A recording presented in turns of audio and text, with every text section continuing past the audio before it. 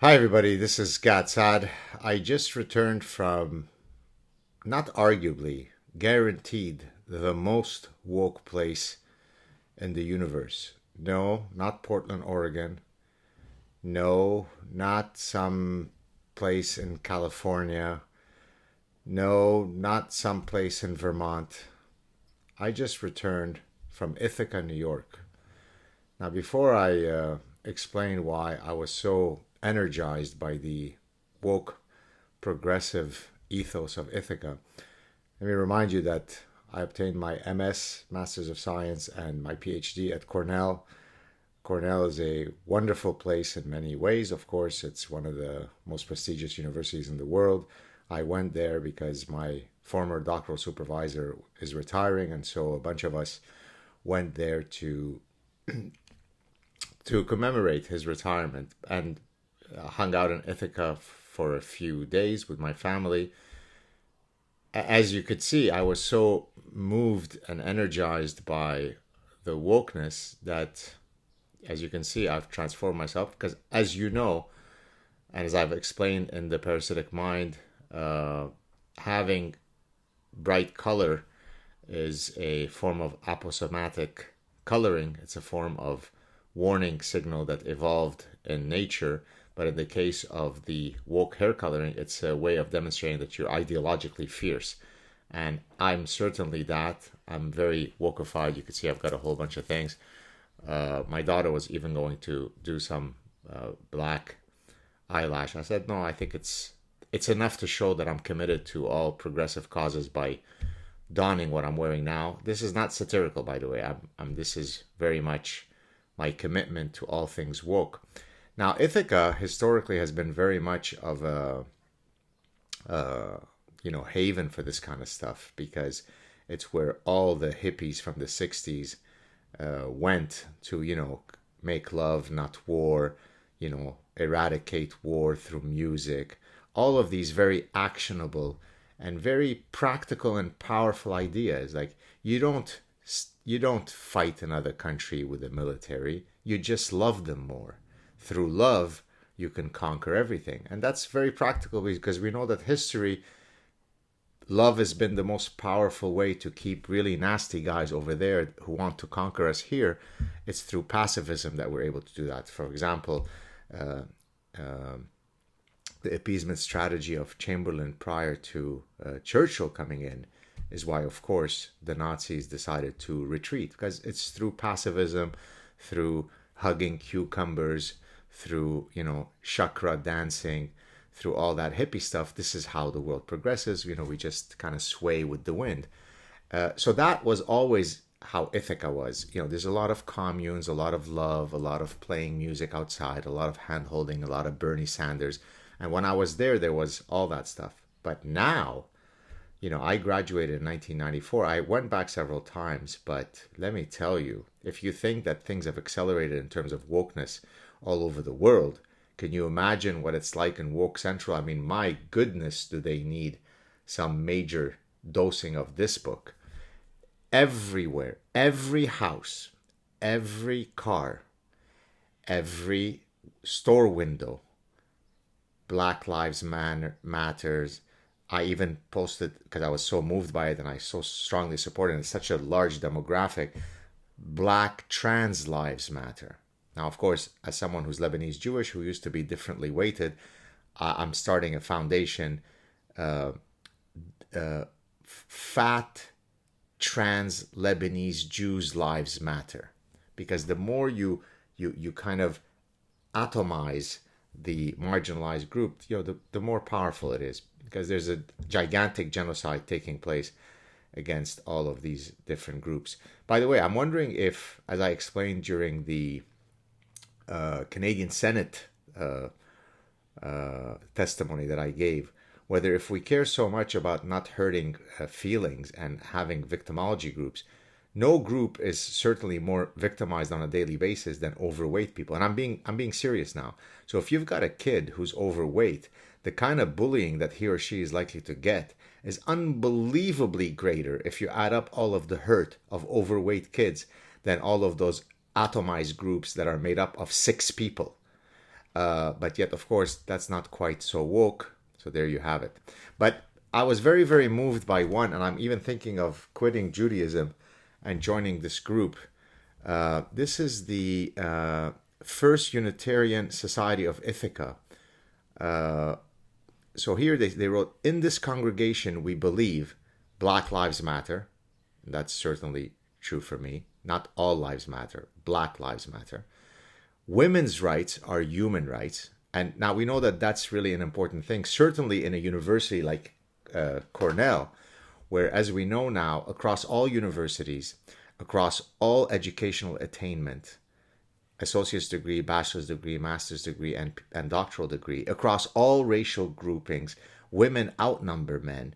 But, we still have so much work to do. We need to be fighting for women's rights. But I wonder, though, if this congregation, which I'm definitely going to be quitting Judaism to join, I'm wondering if when Leah Thomas, the female swimmer, the 6'4", 240-pound female swimmer, Leah Thomas, who's destroying all of the biological females in the NCAA swimming competitions, whether the women's rights of all of those other women who are being trashed by this other woman, Leah Thomas, whether their rights matter. So it's not sure, it's not clear where we fit there. Then we've got, of course, one that I love, no human is illegal, right? No, there's no such thing as illegal migrants, illegal immigrants. What does that mean? There is no someone coming into your home in a home invasion through your door or the window. That's just undocumented visitor. There is no such thing as rape. It's undocumented lovemaking. There are no illegal acts. There are no illegal humans, right? So when a human decides to come into your country, violating the national borders of that country, what do you mean it's illegal? There is no such thing. There's just one world. There's just one commune. There's just one big salad bowl. We all jump into it and we roll ourselves in the olive oil. It's love. Through love and reggae, we can conquer all of the ugly people who want to, conquer us. Then we got one that, of course, as a professor of almost 30 years, I strongly support. Science is real. So, for example, I, as an evolutionist, I support the science that argues that men too can menstruate. That's scientific, because I know that the Unitarian, let me see what it's called, the First Unitarian Society of Ithaca would definitely support real science, and I know for a fact that progressive biology, and I'm a firm believer in that, men too can bear children, men too can menstruate. I'm, for example, one of the leading voices of menstrual equity, right here in Quebec. I'm probably the leading menstrual equalizer in Quebec, where, you want to put, as Yale and Cornell and all those Ivy League schools, one of which I come from. I truly do love Cornell, but my God, I love them even more now that they're so woke. Menstrual equity in men's bathrooms, so you can have hygiene pads in men's bathrooms, because men too can menstruate. So that's science. I support that. That's why I'm quitting Judaism. Then, of course, this one is very powerful. It's brilliant in its profundity. Love is love. They support that there. Love is love. That's it. Love is love. Love is love. It's actionable. If we implement such a strategy, how do you get rid of crime? Love is love. What do you do with, gun issues, gun control? You love your mugger. You love your rapist. You don't penalize them. You don't put them in prison. What are they going to learn in prison? They can't improve themselves in prison. You just go with the love is love. Just like one of my heroes, I don't know if he's yours, he's super woke as I am, Cory Booker. I mean, that guy is brilliant. The senator from New Jersey, this guy is a brain trust. When he said, we need for our children radical love. He said it. You could go watch it. Through radical love, we'll get rid of all of these shootings in schools. Imagine if on every street corner we had a hut where you have someone like me, super progressive, and just kind of reminds you about radical love, about peace through music, about Joan Baez, about Joni Mitchell, folk music. We go back to the roots, we watch the birds, we paint together, we kind of dance, we sway with the wind. That's how you get things done, through love. And then, of course, the final one, kindness is everything. Oh, absolutely. Absolutely. That's actionable. It's empathetic. It's about compassion.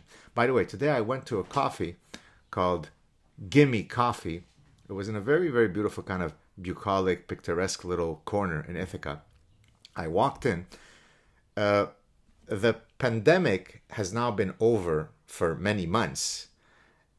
I've traveled around the world, all the way as far as Budapest, Hungary. No one's wearing masks. I've traveled several places in the US. Nobody's wearing masks. Even in a place as woke as Quebec, we've removed the masks. So there's nobody's wearing masks.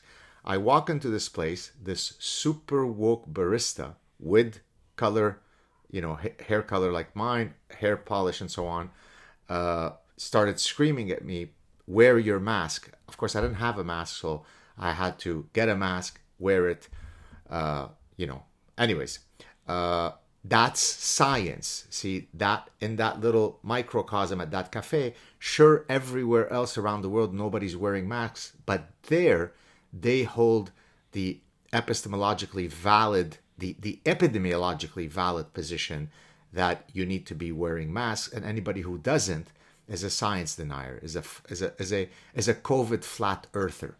Okay. And by the way, let me mention one other thing. What do you think happens to a student who wants to spend a few years in Ithaca and actually is Republican, actually doesn't believe in all of these wonderful things of the church that I'm about to join, First Unitarian Society of Ithaca?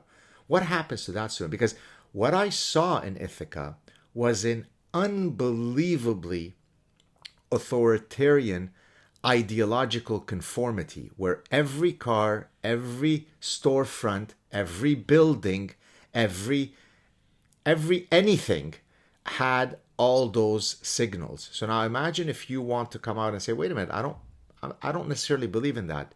Do you think most people have the spine to be able to do that? So for people who are so, swaying with dancing with bees and, singing with the birds and love is love, they certainly don't seem to be very tolerant of anyone who may hold views that are different from them.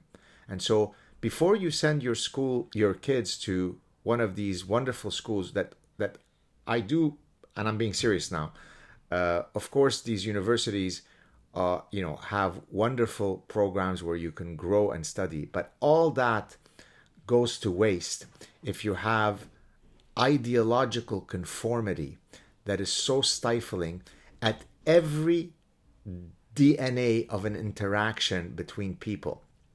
Everybody is a Bernie lover. Everybody's Black Lives Matters. Everybody is all Republicans are Nazis. Everybody is Planned Parenthood is everywhere in every corner. My body, my choice, but not when it comes to of course, being vaccinated. By the way, I've been vaccinated, so don't send me emails.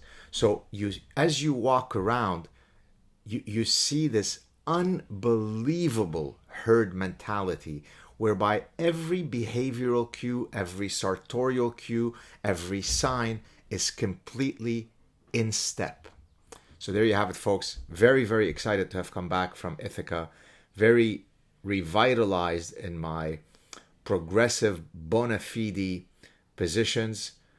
So Revolution, by the way, in the Ithaca Commons, there's a booth about, it's about sort of subversive books, how to fight and, revolution, Marxism, and so on. Wonderful to see these things. Smash capitalism. Oh, yes, and you can go left to go to the Johnson Graduate School of Management. So, within half a mile of one another, you've got one of the top business schools in the world that doesn't operate on Marxism, and down Ithaca Commons, you got La Revolution. Let me see if I take this off, what happens. Yeah, let me take this off.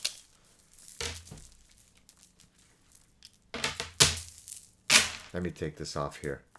For those of you who are watching this on or listening to this on podcast, I just took off several of my accoutrements around my neck, necklaces, kind of woke necklaces, and took off a purple wig that demonstrates that I'm truly woke. So if you've been listening to this on a podcast, you might want to go to my YouTube channel to see me in my woke glory.